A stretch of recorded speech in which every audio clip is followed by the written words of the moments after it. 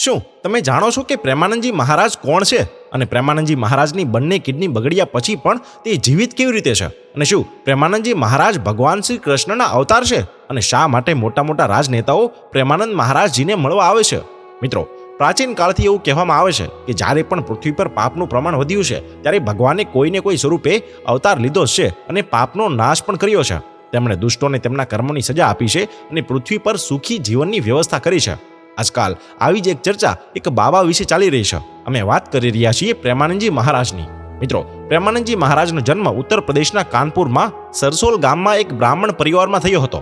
બાળપણમાં લોકો તેને અનિરુદ્ધ કુમાર પાંડેના નામથી ઓળખતા હતા. બાળપણથી જ તેઓને ભગવાનની ભક્તિમાં ખૂબ જ રસ હતો અને આ જ કારણે તે શરૂઆતથી જ પીળા કપડાં પહેરતા હતા. તેના પિતાનું નામ શ્રી શંભુ પાંડે અને માતાનું નામ શ્રીમતી રામાદેવી છે. અને ક્યાંક ને ક્યાંક ભગવાન પ્રત્યેની તેમની ભક્તિ પાછળનું સૌથી મોટું કારણ તેમના ઘરનું વાતાવરણ જ હતું. કારણ કે સૌપ્રથમ તેમના દાદાએ સંન્યાસ લીધો અને તેમના પિતા પણ ઘણીવાર ભક્તિમાં ડૂબેલા રહેતા હતા. અને તેમના એક મોટા ભાઈ પણ દરરોજ ભગવત પાઠ કરતા હતા, જેના કારણે તેમનું મન પણ ભગવાનની ભક્તિમાં રહેવા લાગ્યું હતું.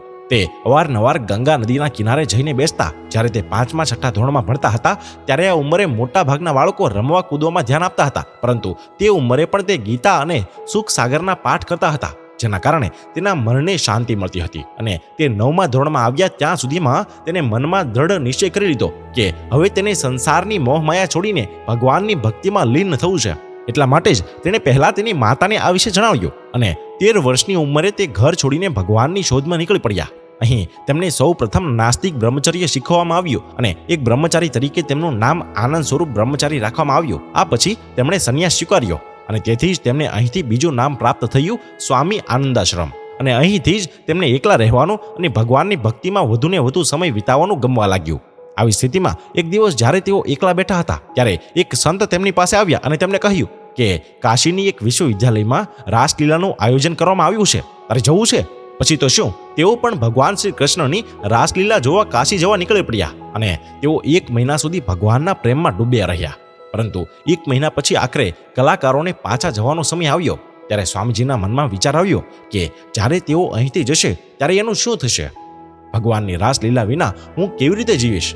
તેથી ખૂબ વિચાર વિમર્શ કર્યા પછી તેઓ વૃંદાવન ગયા અને ત્યાં ભ્રમણ કરવા લાગ્યા. અને અહીંથી જ તેણે મથુરા જવાની તૈયારી કરી અને ત્યાં ચાલ્યા ગયા.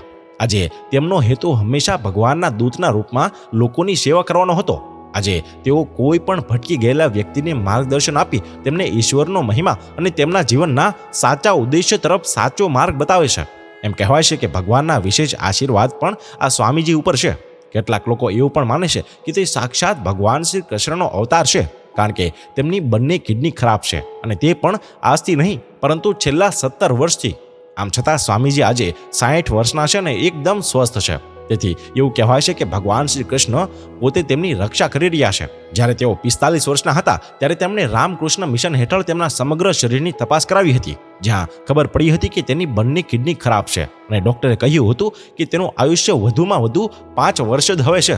પરંતુ તેમ છતાં તે આજે એકદમ સ્વસ્થ છે અને તે પોતાના ભક્તોને ભગવાનની ભક્તિ તરફ સાચી દિશામાં માર્ગદર્શન આપે છે. અને હા, સૌથી મોટી વાત તો એ છે કે આજકાલ લોકો ધર્મને ધંધો બનાવી સારી એવી રકમ વસૂલે છે, તો આ બાબા ભક્તોને આ બધી સુવિધાઓ બિલકુલ મુફ્તમાં આપે છે.